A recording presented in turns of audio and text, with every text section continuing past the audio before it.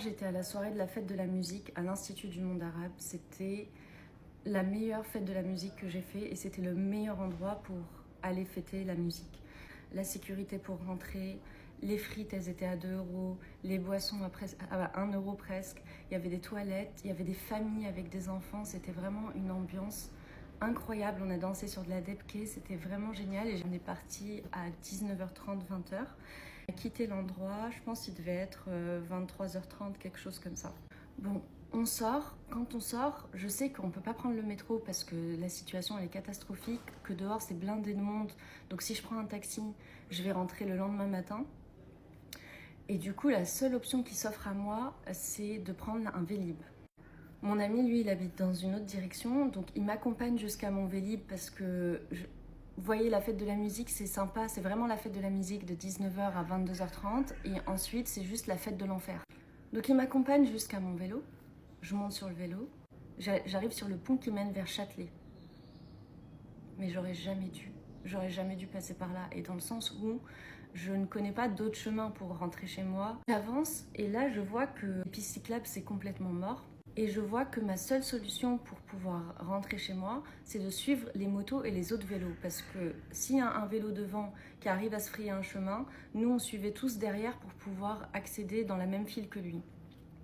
On avance, on avance, on avance. Et tout d'un coup, au croisement avec Châtelet-Léal, donc l'esplanade de Châtelet et le Grand Boulevard, il y a un monde, mais comment vous décrire ce monde-là? En fait, le sol, vous ne pouvez pas le voir. Et si vous voulez respirer, il faut lever la tête vers le ciel. Et les gens avancent de 1 mm en 1 mm et ils ne se détachent pas les uns des autres. Ils sont tous ensemble et ils vont tous dans la même direction. Pardon, j'ai du mal à organiser les trucs parce que je suis juste rentrée en état de choc. La route, elle était même devenue impraticable, c'est-à-dire qu'il y avait un bouchon de 10 camions de pompiers. Imaginez 10 camions de pompiers, alarme à fond, qui sont coincés et personne ne se décale. Les gens ne veulent pas arrêter de traverser. Ils ne veulent pas arrêter de marcher sur la route. Ils ne peuvent pas parce que le trottoir n'existe plus. Il n'y a plus que la route. Je vois les gens, ils abandonnent leur vélo, etc. Les Vélib, ils les posent par terre et puis ils s'en vont. Et moi, je voulais faire la même chose. Les gens commencent à me regarder trop mal parce que, évidemment, ils sont cognés par un vélo. C'est hyper désagréable, sachant que déjà tout le monde a du mal à respirer. Et moi, je suis avec le vélo et je me dis, dès que je trouve un moment où je peux le bloquer, le vélo, et le poser sans que ça fasse mal à quelqu'un, mais juste le mouvement de faire l'avant-arrière pour garer le vélo, je n'ai pas la place, je ne peux pas. Il faut que j'écrase 3 personnes pour faire ça. Je tiens le vélo, je me dis, je le tiens jusqu'à ce que je trouve un endroit safe et je me dis, je vais attendre, ok? Là, je vois un policier qui arrive paniqué. Et imaginez quand vous êtes en panique et que vous voyez un policier qui est paniqué. Vous voyez dans son regard, il n'est pas bien. Là, à ce moment-là, je me suis fait, ok, donc là, il n'y a rien qui me protège, je suis morte. Et là, dans ma tête, mon cerveau, il commence à faire un enchaînement de dangers. Genre, il commence à me dire, et les piqûres, et les V, et les hommes bourrés, et les nananis. Genre, mon cerveau, il a fait un 360 de tout ce qui pouvait m'arriver, et je me suis tendue, mon adrénaline, elle est montée. Je vois le policier, il essayait de faire passer un taxi qui était à 2 doigts d'écraser tout le monde. Il était au bout de sa vie. Et les gens n'arrêtaient pas d'avancer parce qu'en fait, les gens n'ont aucune visibilité. Ils ont 3 mm de visibilité devant leur visage. Et du coup, comme ils avancent, ils essayent d'avancer, ils n'arrivent pas à voir que potentiellement, ils auraient dû s'arrêter il y a 30 minutes avant pour qu'il y avait une route en fait qui allait venir. Vous voyez ce que je veux dire? Et surtout que les gens, c'était pas des locaux, c'était pas des Parisiens, tout le monde était étranger. Bon, c'était mainly britannique. Et du coup, le policier, il arrive à un moment à faire un trou. Vraiment, la voiture, elle commence à passer, le taxi commence à passer. Et là, le policier, il me regarde, je le regarde. Il me voit avec mon vélo, je sais que j'ai pas le droit et tout, etc.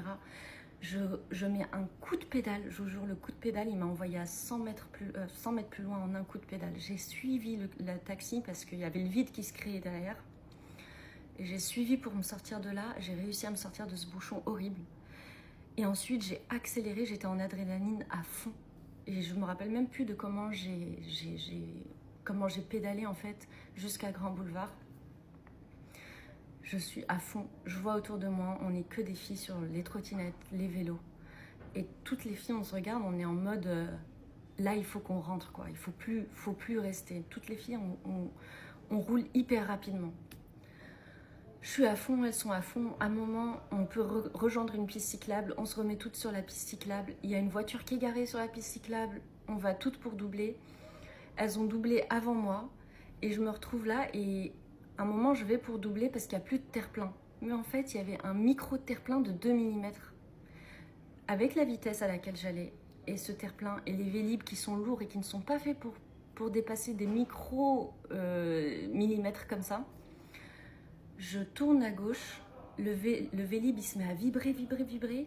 Le vélib il part à droite, moi je pars à gauche sur la route, mais à 5-7 mètres en avant, j'ai voltigé, j'ai jamais été aussi loin.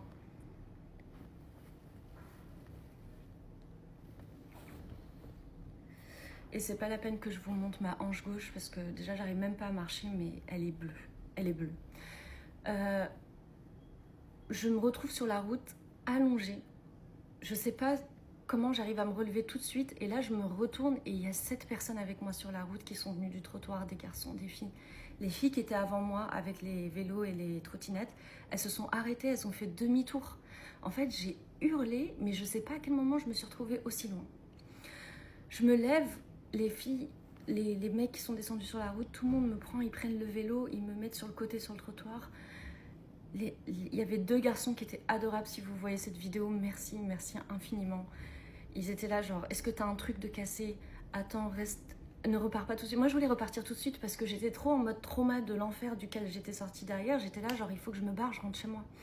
Ils étaient là genre, non, non, non, il faut que tu puisses te calmer au moins 10 minutes, qu'on voit que tu vas bien et après tu peux repartir. Et j'étais là genre, non, non, et la fille, une des filles en trottinette voulait rester avec moi. Elle me dit non, non, je m'en fiche, je reste avec elle. Et je lui disais non, pars. En fait, là, c'est pas bon d'être là toute seule au milieu de ce truc-là.